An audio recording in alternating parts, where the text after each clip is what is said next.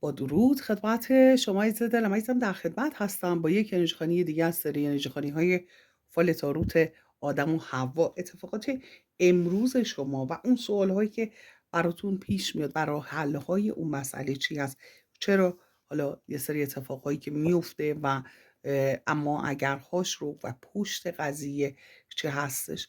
ولی میخوایم بدونیم که به چه شکل هستش و هر روز این انرژیخوانی رو انجام میدیم. با نمایاد خداوند و یاری کائنات انرژی خانیمون رو آغاز میکنیم. آمین که کائنات هر آنچه که پنهان هست، مبهم هست و پنهان هست رو بر شما عزیز دلم آشکار کنه. آمین. در خصوص تمام گزینه ها، یک مسئله‌ای که به تمام گزینه‌های زندگی شما مربوط میشه، میتونه تمام گزینه‌های زندگی شما رو تحت تاثیر قرار بده و یک حالت بلا تکلیفی یک حالت بلا تکلیفی رو داره نشون میده، یا انگار که شما نمیدونید یک مسئله‌ای شده چرا اینطور این اتفاق افتاده. این مسئله ممکن هستش که حتی برای شما خدای نکرده یه سری تجربه تلخ رو به همراه داشته باشه، یا اینکه ذهن شما رو درگیر کرده باشه. در واقع یه مسئله ناراحت کننده نباشه، ولی خب ذهن شما رو درگیر کرده باشه، یا حالا یک ناراحتی، یک تجربه ای رو به شما داده باشه که دوست نداشته باشید. به هر جهت یک بدهی اگر داری، این بدهی رو پرداخت می‌کنی، این بدهیت رو میدی، و یا این اگر می‌خوای یک چیزی رو دریافت کنی، دریافت رو داره نشون میده و از نظر مالی شرایط خوبی رو داره بهش اشاره میکنه. ولی یک فرد مغرور رو داره در اینجا نشون میده که یه خود جدیت داره، یکم خودخواه هستش. این فرد بیشتر سعی میکنه به نفع خودش حرکت کنه. اگر شما قرار هست با یه همچین فردی شراکت انجام بدی یا یک مسئله کاری رو با هم هندل کنی، عزیز دلم سعی کن که یه خود روش فکر کنی، یه خورده روش فکر کنی و در واقع شما رو هم در حال فکر کردن نسبت به یک مسئله احساسی و گزینه‌های مختلف، انگار یک مسئله احساسی، یه مسئله روی گزینه‌های دیگه‌تون هم تاثیرگذار خواهد بود. برای همین خیلی اون مسئله هم ذهنتو درگیر کرده رو داره نشون میده. ولی خب حواست باشه که یه موقعی به خاطر دریافت یک چیزی، یک حالا به خاطر دریافت یک موفقیت کوچیک، یه موفقیت بزرگ رو فدا نکنی. یک پیشنهاد رو داره بهش اشاره میکنه. ممکن هست در خصوص مسئله مالی یا احساسی یک پیشنهادی رو شما دریافت کنی، یا اینکه یک خبرهایی از این فرد مورد نظر برای شما بیاد. یک بانوی اه، خوب رو داره بهش، بانوی اه، موجه رو داره بهش اشاره میکنه.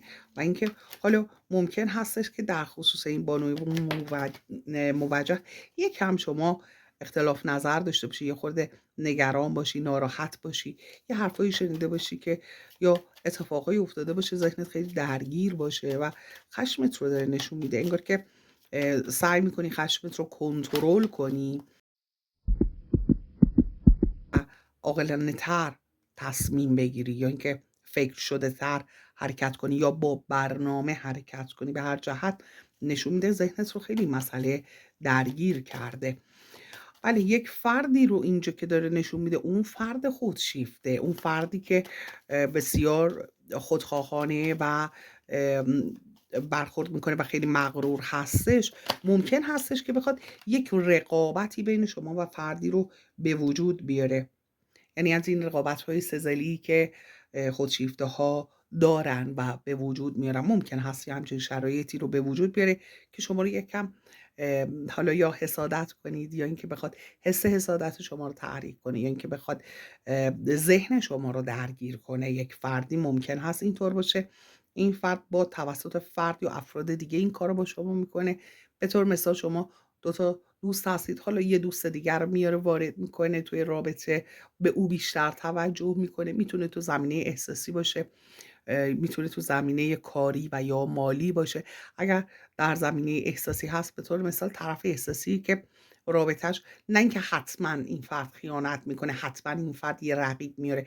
میتونه این رقیب فردی باشه که مادرش باشه، خواهرش باشه، اطرافیانش باشه، دوستانش باشه، و یا یک رقیب احساسی. به هر جهت یک خودشیفته که یک بازی سه‌ضلعی رو به وجود آورده. دقت کن عزیز دلم و زیاد ذهنت رو درگیر نکنی. یه بازی هستش که این فرد راه انداخته تا به خودش ارزش بیشتری بده.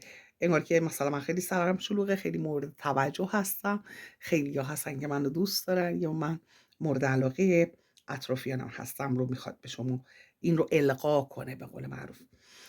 بله، مسئله دیگری که کائنات داره بهش اشاره میکنه، شرایط بسیار عالی رو شما رو فرد خانم یا آقا فرق نمیکنه، شما رو فرد بسیار باهوشی نشون میده، شما رو فرد بسیار موفقی نشون میده. اما در زمینه احساسی شما فرد بسیار با احساسی هستی، فرد بسیار امپاتی هستی. در این زمینه هستش که شما یک کوچولو ضعف از خودت نشون میدی و دلیلش هم نه به خاطر شخص شما باشه، به خاطر اینکه طرف احساسی انگار یک ثباتی به این رابطه نداده، دقیقا نذاشته شما متوجه بشی که در کجای این رابطه هستی و این مسئله خورده شما رو داره آزار میده، یه خورده رنج میبرید. و در خصوص مسئله احساسی هم چیزی که داره نشون میده در اینجا، همونطور که ملاحظه میفرمایید دلم، بله، دو سه تا تجربه تلخ رو داره بهش اشاره میکنه. ولی شانس هست آره عزیز دلم، دو تا راه دیگه داری. ولی خب انقدر سرت گرمه، مشکلات اون موضوع هست، مشکلات رابطه و یا شکست ها و گذشته هستش که اون پوان هایی که شما میتونی دریافت کنی و اون مسائل راهکارهایی که میتونی اجرایی کنی که همین مشکلت هم حل بشه، که خیلی نزدیکت هست ولی انقدر ذهنت معطوفه به یا دقتت به سمت به مسائل تلخ هستش که شما راهکارهای خیلی ساده رو در کنار خودت نمیبینی. عشق رو داره نشون میده. این فرد به شما علاقمند هستش و بانوی موجه رو داره بهش اشاره میکنه. میتونی شما از بانوی موجه، از یک بانو در خصوص این مسئله کمک بگیری، میتونی هم فکری کنی باش، چیزی که داره اینجا بهش اشاره میکنه. در خصوص مسائل مالی، کنترل کردن خود و کنترل کردن شرایط رو داره نشون میده. اگر بتونی این کنترل رو ادامه بدی، قدرت رو داره نشون میده، در شرایط بسیار بسیار ویژه و ایدئال مالی قرار خواهی گرفت. بله، و مسئله مالی که خیلی ذهنت رو درگیر کرده یا حالا مسئله‌ای که مربوط به فردی هست که خیلی ذهن شما رو درگیر کرده عزیز دلم، چیزی که اینجا داره نشون میده یک دودلی به وجود آورده برای شما، یا مشکل مالی که یک دودلی برای شما به وجود آورده. حالا میتونه حتی احساسی باشه یا اینکه توی محل کارت یه مسئله‌ای باشه که هم احساسی هم مالی باشه. هرچی که هستش عزیز دلم داره شرایط بسیار بسیار ایدئالی رو بهش اشاره میکنه. بنابراین این رقیب عدو شود سبب خیر اگر خدا خواهد. خیلی زیبا داره به این مسئله کائنات اشاره میکنه. شرایط مالی عالی، شرایط احساسی عالی. ببینید دارید با پرنده صحبت میکنید، شما رو فردی طبیعتگرا داره نشون میده، فردی که در شرایط مالی و روحی بسیار بسیار ایدئالی قرار داره. نمیگم قرار میگیره، قرار داره. یعنی انقدر مطمئن کائنات داره جواب میده به شما. یعنی از همین الان کائنات امضای خودش رو پایین این انرژی خانی انداخته براتون و از اون دودلی ها شما خلاص میشی. قدرت رو در عشق و در مسائل مالی خواهی داشت. فقط نیاز به یک چیزی که داره نشون میده در اینجا، نیاز به یک تصمیم هستش.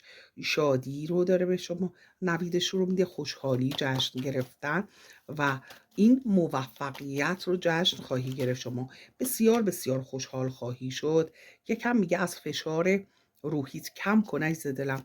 قرار نیستش که شما همه چیز رو درست کنی. شما به دنیا نیومدی که این دنیا رو بخوای نجات بدی، تعادل برای همه به وجود بیاری. همینقدر که بتونی مسائل خودت رو هندل کنی، باری روی دوش کسی نذاری عزیز دلم، شما یک موفق واقعی هستی. چیزی که اینجا کائنات داره بهش اشاره میکنه. و از افرادی که آگاهی ندارن در خصوص مسائل، سعی کن از تجاربشون استفاده نکنی، به خاطر اینکه اینها تعادل شما رو تازه به هم میزنن. تعادل که به دست نمیاد هیچ، قربونت برم، تعادلت هم به هم میخوره. بعد خشم و ناراحتی به وجود میاد، بعد میگی اینو فلانی گفت این کارو بکن و فلانی هم خب گفته باشه چی، نگفته باشه چی، چه تأثیری در روند مسائل شما داره.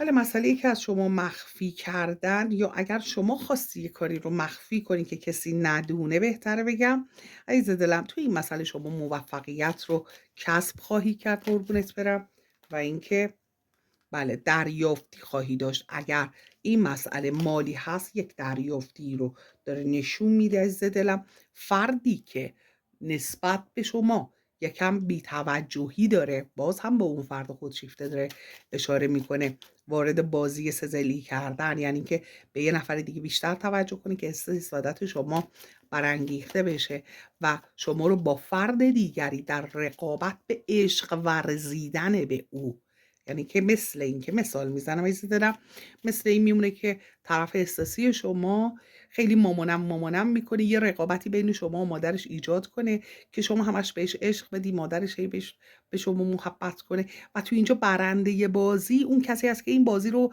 به وجود آورده. حالا توی محل کار شما و فرض مثال شما و یکی از همکاراتون به طور مثال از یه همکار دیگه یا یک رئیستون به قول معروف خوشتون میاد، هر دو رقابت میکنین کار بهتر ارائه بدی، سرویس بهتر ارائه بدی. اینجا توی این رقابت نه شما برنده هستی نه رقیب شما، اون مدیر، اون رئیسی که این رقابت رو به وجود آورده برنده هست. بنابراین خیلی دقت کن که از شما سوء استفاده نشه، شما رو در شرایطی قرار ندن که ازتون سوء استفاده بشه. حالا میتونه این توی مسائل خانوادگی پیش بیاد به شکل‌های مختلف، مثال زدم که شما بدونی عزیز دلم. ولی یک حرکت کردن، یک جابجایی، یک مسافرت کردن، اگر در خصوص یک مسئله‌ای که میخوای یک حرکتی انجام بدی و احساس میکنی یه حقی که مال شما بوده دستت نیست، احساس میکنی در جایگاهی که باید باشی نیستی، عدالت الهی برقرار میشه عزیز دلم، شما به اون چه که میخواهی میرسی. ولی از این دک ببینیم کائنات بخواد از طریق این دک چه چیزهایی رو بهمون آشکار کنه برای امروز. آمین که کائنات هر آنچه که پنهان هست همکنون و در همین لحظه آشکار کنه. ابهاماتی که طی روز برات به وجود میاد عزیز دلم، ابهاماتی که طی روز برات به وجود میاد رو جوابش رو توی این انرژی خانی کوتاهی که طی روز انجام میدیم دریافت میکنی شما.